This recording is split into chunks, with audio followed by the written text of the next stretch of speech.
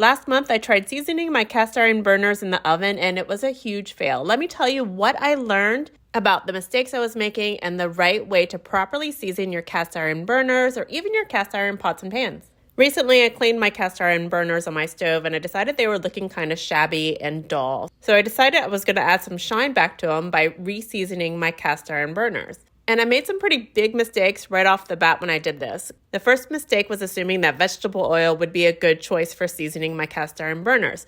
Vegetable oil can be used to season your cast iron burners and your pots and pans, but it doesn't give you the best result. It's not going to look great because it tends to immediately yellow once you heat it up to set that seasoning into place. So that's exactly what happened with me. I applied vegetable oil to my freshly cleaned burners, pulled those out of the oven, and all of a sudden I had this really yellow, ugly kind of shine to my cast iron burners, and I knew I'd made a big mistake. Another mistake I made when I did this was that I applied way too much oil to my burners before I put them in the oven. So that left a really sticky residue on my burners. You don't want your burners or your stove parts to feel sticky at all. So whenever you're applying oil to any of these cast iron parts on your stove, you want to do a light layer, bake that in, and then do another light layer if you think it needs it. But just go really light, apply that oil on there, and then rub away any excess before you bake it in. A third big reason to avoid using vegetable oil to season your cast iron burners and stove parts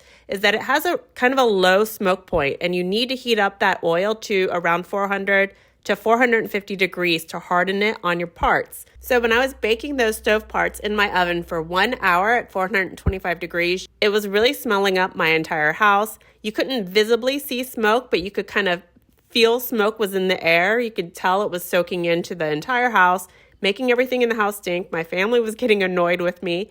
And then when my 1 hour was up and I removed those parts from the oven, I could feel that kind of smoky burning sensation in my eyes when I opened the oven door. So another big reason that vegetable oil is not the best choice for this job.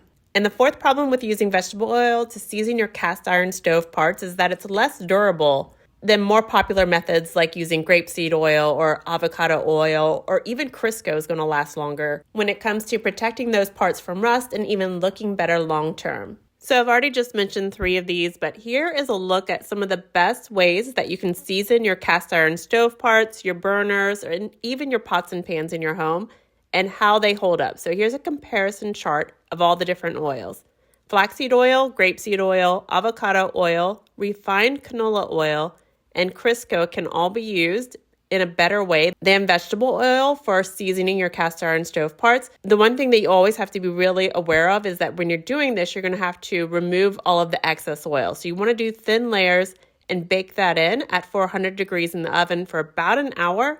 You could always apply a second or a third layer if you want to add extra protectant to your parts. That's it for this video, guys. As always, if you have any questions, put them in the comments below. I do try to answer them whenever I get a chance. And good luck with your project.